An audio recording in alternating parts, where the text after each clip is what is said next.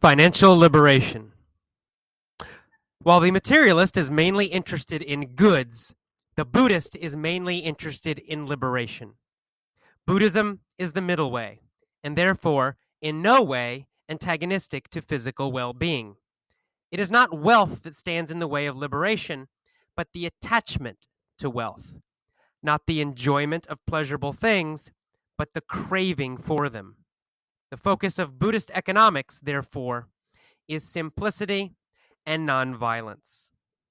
For the modern economist and consumer, this is very difficult to understand.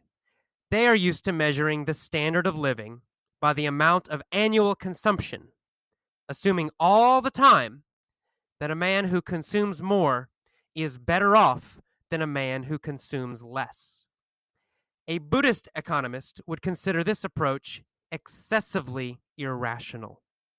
Since consumption is merely a means to human well-being, the aim should be to obtain the maximum of well-being with the minimum of consumption. The less toil there is, the more time and strength is left for artistic creativity. E.F. Schumacher, Small is Beautiful.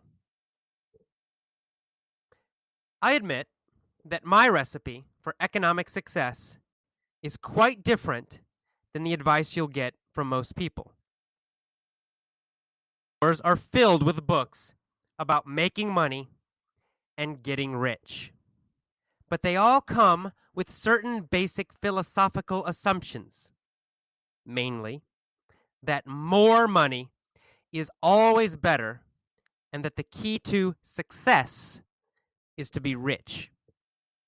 Even books that I recommend, such as The 4-Hour Workweek or Your Portable Empire, have an underlying philosophy of getting rich.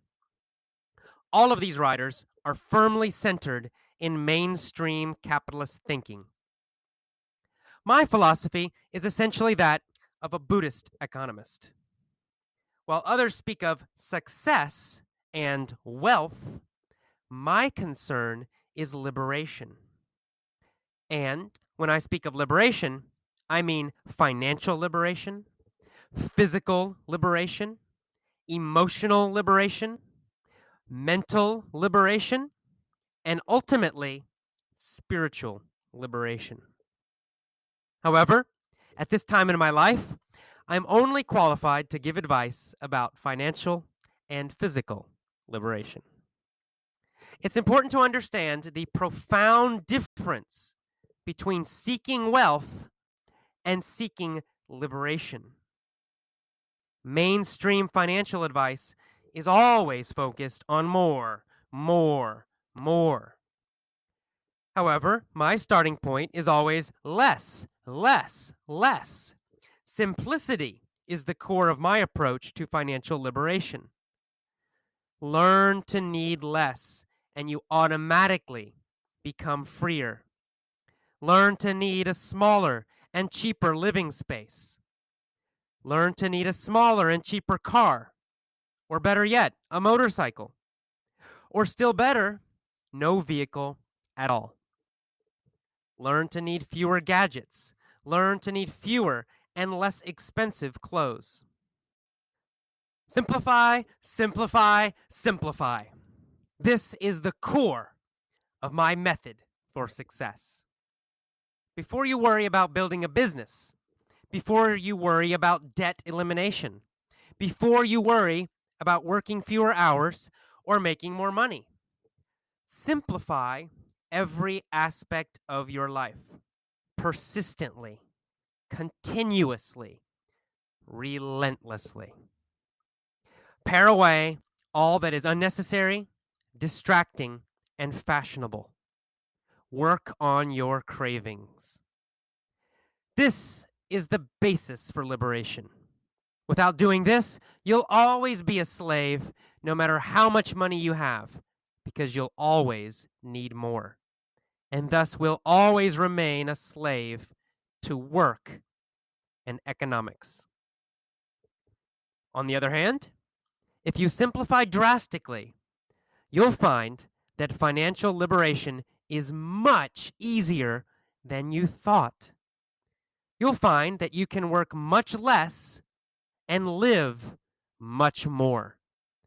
You'll find that escaping your job and boss is much easier than you thought. You'll find that eliminating debt is much easier than you thought. You'll find that you are much less stressed about money. You'll find that you have many more options in life. You'll find it easier to save money, easier to travel, easier to do the things you always put off doing. Simplicity is the starting point, the center, the foundation, and the ending point. It is the key to your financial liberation. Speak English easily and fast. Get our complete original Effortless English lessons at www.effortlessenglishclub.com. The original lessons have over 40 lesson sets, each with vocabulary, audio articles, mini stories, point of view stories, and text.